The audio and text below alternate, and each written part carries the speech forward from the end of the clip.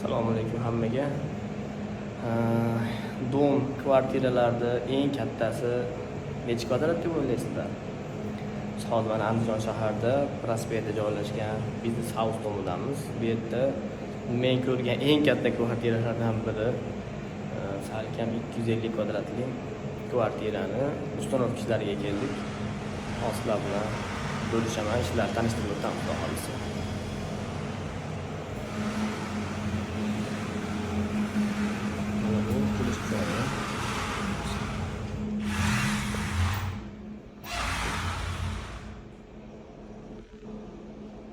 Qo'lmadi. Bu yoq tomonimizda bitta katta xonamiz bor, ichida sanuzellari bilan. Bu yerda mana ekran bo'ladi, katta televizor olmaydi. Endi xonalarni sanab o'tsam. Mana bitta, ikkita, uchta, to'rtta. Bu sanuzel. Mana 5-xonamiz. Spanli xonamiz mana bu. Mebellar juda bir ajoyib. Anchagina sarf-xarajat ketgan kvartiralarimizdan biri. Sanuzellarini qilganmiz. Ustanovchilari hamma yo'qda naborlarni qo'yib beramiz. Mana bunaqangi sushilkalarimiz, naborlarimiz.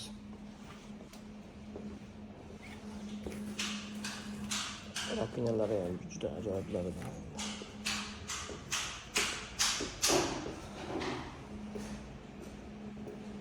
Mana bu yana bitta xonamiz.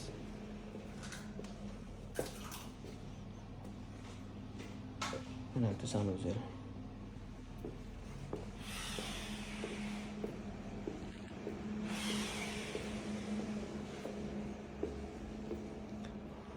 Kuxnyamiz bu bana.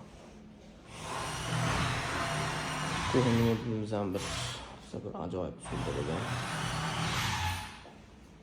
Mana bu joyda haligi internetlarda ko'rgansizlar, bir 10 xil uslubda yuvadigan moyka, stiralka, mana duxovkalari, mikrovalnovkalari.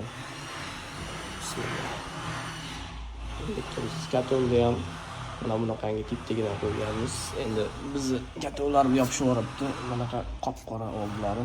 Bu yerda ekran yonadi, pultli o'zini sensorlaridan foydalanadigan bo'ladi.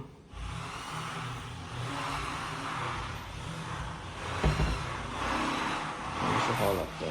Bu penthouse'da joylashgan, ya'ni tomda joylashgan kvartira.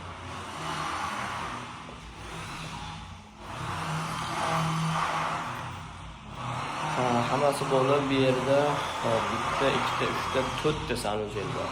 O'ylaysizlar, bitta kvartiraning ichida to'rtta sanuzel. Bitta katta kuxnya, 3 ta spalni, bitta katta gasivoy mehmonxona, hol, hammasi bo'lib 200 kvadratdan oshiq. Kvartira endi bunaqasi kamdan kam bo'ladi. Juda bir anchagina sarf-xarajat bo'lgan kvartiralardan biri. Endi bu yerda isitish tizimi ataplari bo'lgan. Gaz yukatuvimiz, kontinikatorimiz qo'yilgan. Xudo xolasa bitgandan keyin ham yana ko'rsatib o'tamiz ishlarni. Sog' bo'linglar, to'xtamda sektorlar.